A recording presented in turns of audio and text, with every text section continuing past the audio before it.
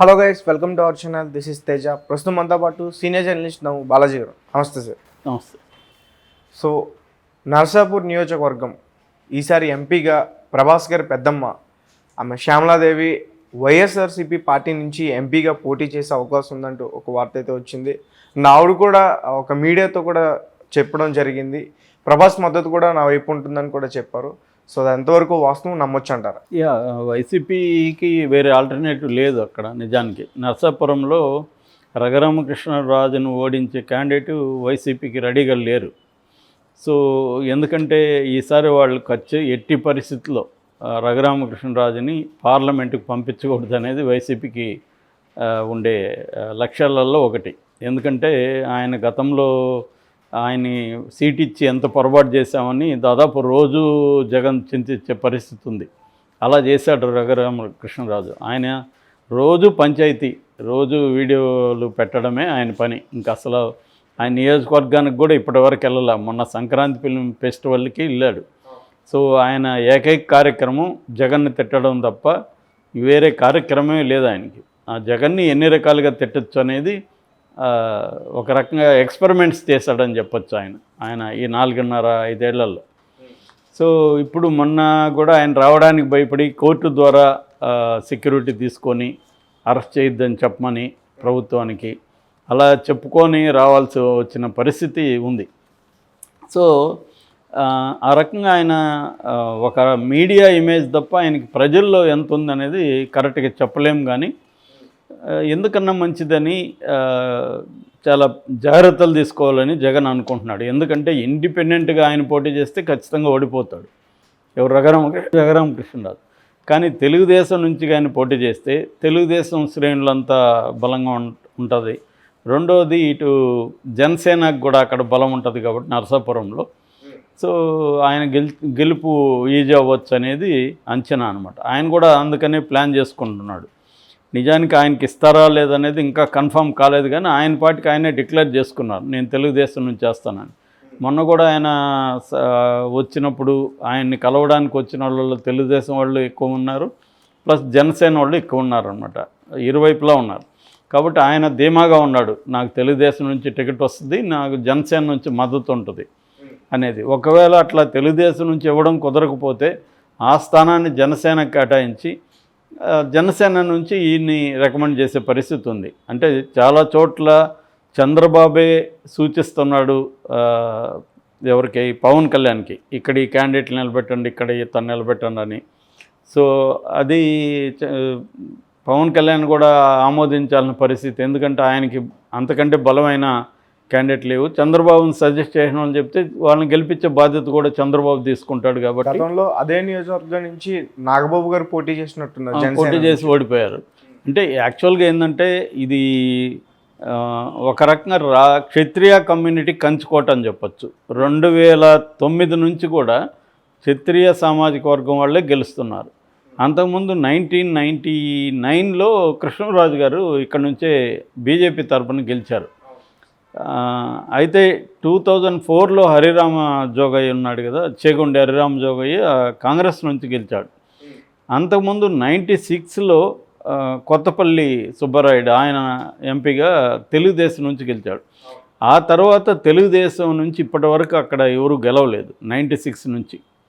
So అందుకని కూడా తెలుగుదేశం ఈసారి ఎట్టి పరిస్థితుల్లో నర్సాపురం నియోజకవర్గాన్ని తమ హస్తగతం చేసుకోవాలని తెలుగుదేశం గట్టిగా ఉంది. తెలుగుదేశానికి కూడా అక్కడ రఘురామకృష్ణరాజు కాకుండా ఇంకెవరు స్ట్రాంగ్గా క్యాండిడేట్ లేరు.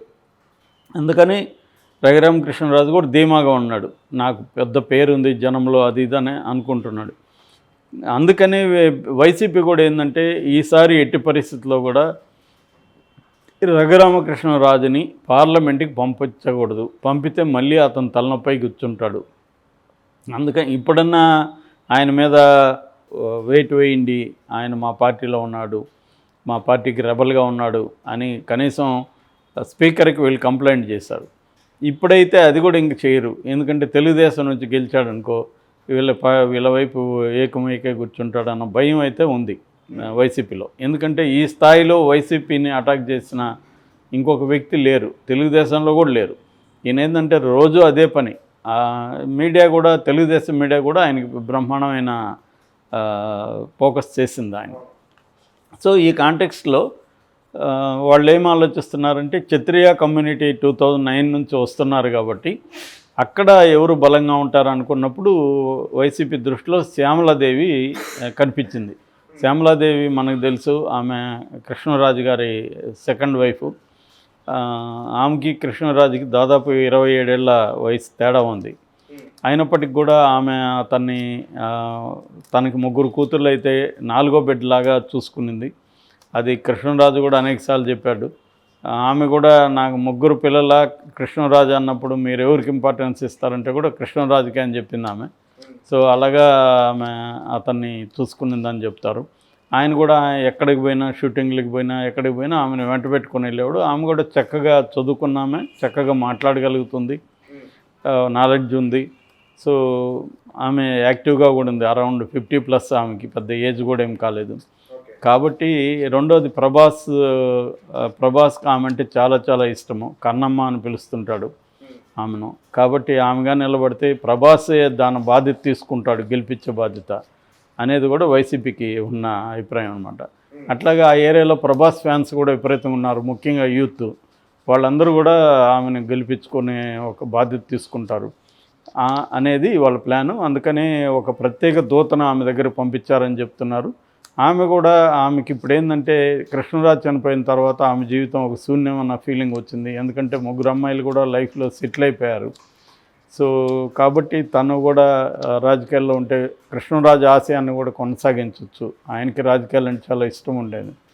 ఆ తర్వాత కూడా ప్రజారాజ్యంలో చేరాడు, కానీ మళ్ళీ గెలవలేకపోయాడు ఆయన.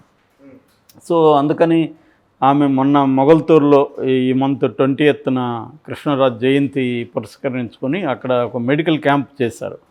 అప్పుడు ఆమెను విలేకరులు అడిగినప్పుడు మీరు రాజకీయాలకు వస్తారా అన్నప్పుడు డైరెక్ట్గా ఆమె చెప్పకుండా అందరూ చెప్పే సమాధానం చెప్పింది. ప్రజల అభీష్టం మేరకి, ప్రజల అభీష్టం ఎలా ఉంటే అలా చేస్తాను అని చెప్పింది. నిజంగా ఆమె రాకూడదు అనుకుంటే నేను రావట్లేదు అని చెప్పేసేది. ప్రజల అభీష్టం అంటే అర్థం ఏంటి?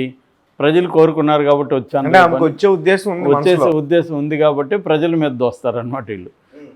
నిజానికి ప్రజలందరూ వచ్చి ఎందుకు అడుగుతారు ఆమెని? అదేంటంటే రాజకీయ నాయకులు వాడే భాష అదే. ప్రజలు ఏం అడిగితే, ఏం కోరుకుంటే అదే చేస్తాము. ఇతను ఏం కోరుకుంటే అదే చేస్తాడు, కానీ ప్రజల మీద తోస్తుంటారు. అలాగే ఏమి కూడా తెలివిగా ప్రజలు కోరుకుంటే చేస్తాను, ఏదేమైనా కృష్ణరాజు గారి ఆశయాలు నేను కంటిన్యూ చేస్తానని కూడా చెప్పింది. సో క్లియర్గా ఆమె రాజకీయాల్లో అడుగుపెట్టే అవకాశం ఉంది, అక్కడే పోటీ చేసే అవకాశం ఉంది. చేస్తే మాత్రం రఘురామకృష్ణరాజుకి ఇబ్బంది అని చెప్తున్నారు. ఆయన మొన్న కూడా ఛాలెంజ్ చేశాడు, నేనైతే ఇక్కడ నిలబడుతున్నాను, మీరు నన్ను ఓడించే క్యాండిడేట్ని వెతుక్కోండిరా అన్నట్టుగా ఆయన వైసీపీకి ఛాలెంజ్ విసిరాడు. రెండోది, ఇంతకుముందు కూడా ఆయన చెప్పాడు, ఒకవేళ ఆమెను దించినా కూడా ఆమెను నేను ఓడిస్తానని కూడా చెప్పాడు. ఏదేమైనా రఘురామకృష్ణరాజు కూడా కొంత సెన్సిటివ్ ఇష్యూ అవుతుంది. ఎందుకంటే ఈమెని అతను తనదైన పద్ధతిలో బూతులు తిట్టి అలా మాట్లాడలేడు కదా. ఎందుకంటే ఆమెకి పక్కన ప్రభాస్ ఉంటాడు, ప్రభాస్కి స్ట్రాంగ్ ఫ్యాన్ బేస్ ఉంటుంది. వాళ్ళందరూ మళ్ళీ అక్కడ ఆల్రెడీ వైసీపీ యాంటీగా ఉంటుంది ఈయనకి. అక్కడ ఏమన్నా తేడా వస్తే ఆయన్ని ఊర్లు కూడా తిరగనీరు. అక్కడ ఆయన పెద్ద ఎత్తున సెక్యూరిటీ పెట్టుకొని తిరగాల్సింది, ప్రజల్లోకి కూడా రానివ్వరు. అందుకని ఆయనకు కూడా గట్టిగా మాట్లాడే ఒక పరిస్థితి ఉండదన్నమాట. సో ఇదంతా దృష్టిలో పెట్టుకున్నప్పుడు జగన్ వేసిన ప్లాన్ అయితే చాలా ఖతర్నాక్ ప్లాన్ అని చెప్తున్నారు ఆయన్ని ఓడించడానికి. ఈమె కంటే సరైన క్యాండిడేట్ అక్కడ లేదు.